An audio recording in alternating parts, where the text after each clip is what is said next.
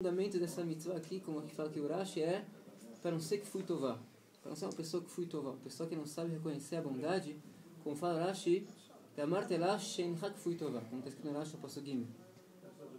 Certo? Então a gente vai aqui um ponto interessante na parte de Shavua, que a pessoa não ser que fui tová, a pessoa saber que o que é que reconhecer a bondade que a gente faz com a pessoa. Então agora vamos começar a abrir esse ponto um pouquinho melhor. Então está escrito aqui no Pasuk Bet, não é? Está escrito: "Velakachta mireshit kol pri ha'adama, asher tavim me'artzecha, asher Adonai Elohecha noten lach, v'samta baten ve'alachta el ha'makom asher yubhar Adonai Elohecha leshagen shemo sham."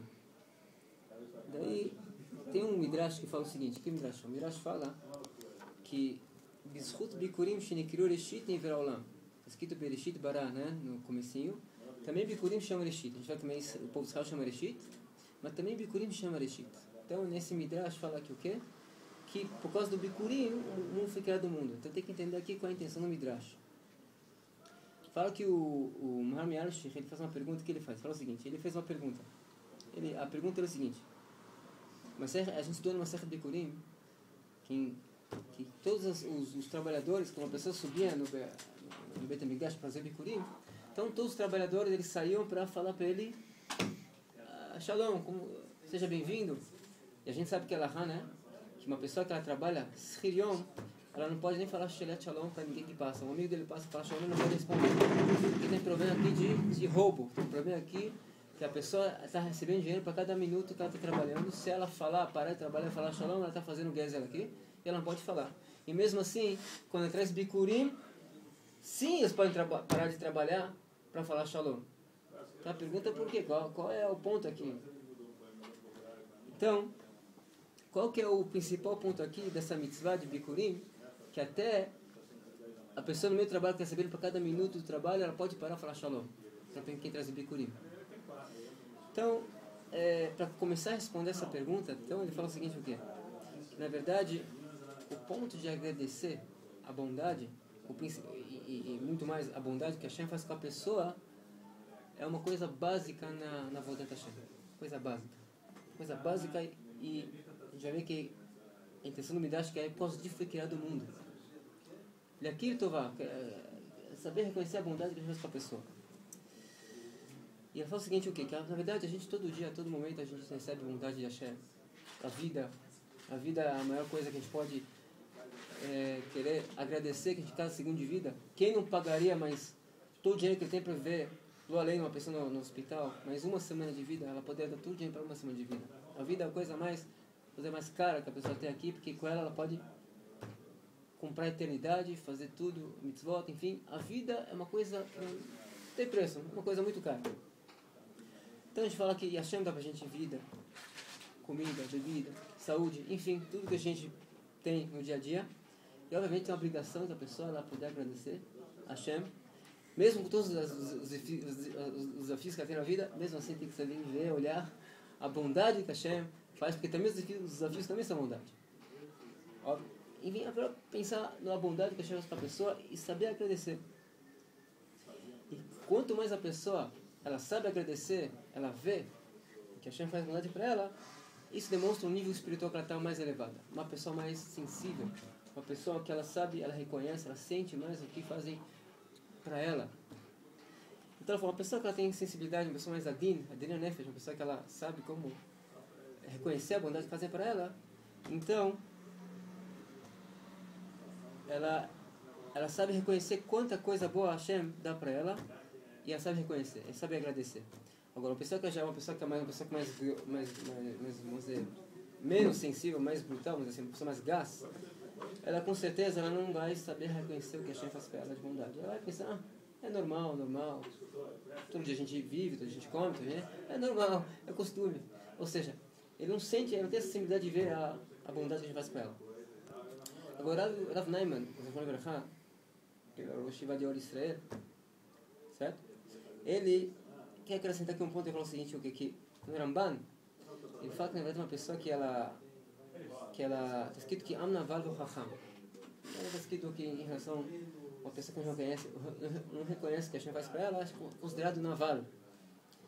E lá está escrito, o Ramban fala que Elo Pekorsim, quem é naval, quem não sabe reconhecer, ele chama picoros. Você é uma pessoa que está saindo do caminho. Daí ela fala, e explica, o Rav Moshe Rosenstein, quer explicar, por que um apicor se chama naval? O que é naval? Ele fala que o quê? Que uma pessoa que não sabe reconhecer a bondade que a Hashem faz para ela, é considerado naval.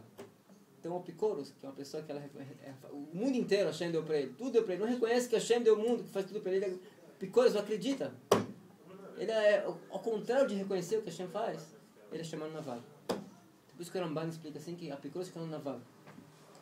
Então fala aqui, uma coisa que eu fico uma pessoa, lembrei aqui um ponto que o Rovot lembra, o Rovot ele fala uma historinha, que tinha duas pessoas. Tinha uma criança que ela foi perdida, ela órfã, foi deixar no deserto. Veio alguém, encontrou essa criança, cuidou dela, deu comida para ela, deu roupa para ela, deu educação, cresceu, toda a vida viveu com ela. E tem outra história que o quê? Que uma pessoa que ela estava presa o rei prendeu ela na prisão e chegou o quê? Que no final esse rico veio e salvou ela.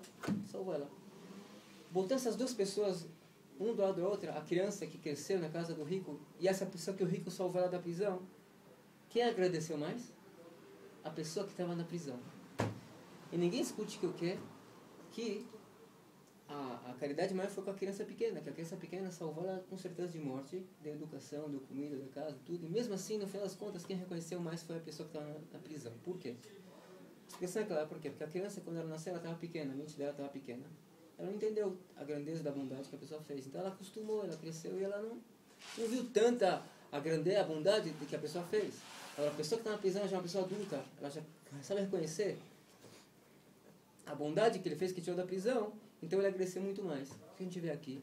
Que quem já entende a coisa, ela agradece muito mais uma pessoa que não entende. Aqui nessa historinha, uma criança pequena, uma pessoa grande. Mas vê o ponto que uma pessoa, quanto mais bem entende, nosso caso também é sensível, uma pessoa que entende mais, ela agradece muito mais. Uma pessoa que menos, ela não agradece. Mesmo que pode ser que até que a bondade que recebeu é muito grande. Então, traz aqui também um exemplo que uma pessoa que veio na casa e comeu, bebeu, fez tudo de bom, e no final da coisa, ele não falou obrigado, não falou nada. Essa pessoa chama naval. Então, a gente vê aqui que o caminho do Apicoros é muito curto para ele chegar. Ou seja, o caminho dele é muito curto. Ou seja, ele é uma pessoa que não sabe reconhecer o que a Hashem faz para ele. Então, como Ramim falaram, quem não sabe reconhecer a bondade que uma pessoa faz para ele, no final vai também não reconhecer a bondade que a Hashem faz para ele. Então, a gente vê que o que outro ponto que o que saber reconhecer a bondade de Hashem, a gente vê que até Moshe Rabbeinu, quando ele foi a Makat, a primeira Makat, como se fala? A primeira Makat, né? Que era transformar o Nilo em sangue, ele não quis pegar o cajado e bater no sangue. Por quê? Porque tinha Kratatov, que quando que a irmã dele botou ele na cesta lá, no piche, no Nilo, para salvar ele. Então ele tinha Kratatov, que é água. E a água é uma coisa anônima, uma coisa que não tem vida. Então serve-se até a água. Moshe Rabbeinu tinha um nível tão grande de Kratatov, de sensibilidade, que até para a água, uma coisa anônima, ninguém sabia reconhecer. Muito mais para uma pessoa, um ser humano, e muito mais para Kadosh Baruch Hu. Então esse é o ponto aqui de Kratatov. Então ele fala assim, então por isso que a gente vê aqui a grandeza da mitzvah de Bikurim, que a mitzvah de Bikurim na verdade é uma coisa que a gente pode até anular, até os trabalhadores que elas têm proibição, quando eles trabalham e falam Shalom, para Bikurim eles têm permissão. Porque aqui você vê, porque aqui é uma coisa que a pessoa vem com Bikurim, ela está reconhecendo que a bondade que a Hashem fez com ele, que ele deu para ele uma boa plantação, que deu para ele berachá no que ele cultivou, então aqui, e isso aqui como o Midrash fala, é o motivo que o mundo foi criado, assim, como está escrito que B'zchut Bikurim nikriu Rishit Nivra Olam, foi criado o mundo. Então por isso que está claro que aqui nessa situação, nessa mitzvah, até quem está trabalhando, ele pode trabalhar e falar Shalom, porque ele vai reconhecer que ele está fazendo um ato que por causa disso foi criado o mundo. Kratatov LaHashem. Até uma pessoa que tem um trigo pequeno é o suficiente, é o suficiente para quê? Ele tem que já falar Kratatov LaHashem, reconhecer a bondade que a gente fez. E por isso que a gente entende agora, que por causa disso que o Midrash fala, né? Que por isso foi criado o mundo. Kratatov. Então, ver a grandeza da mitzvah de Bikurim. Isso é um ponto que a gente aprende na Parshat Shavua. É isso aí, outro ponto. Acho que é... Shabbat Shalom. Shabbat Shalom.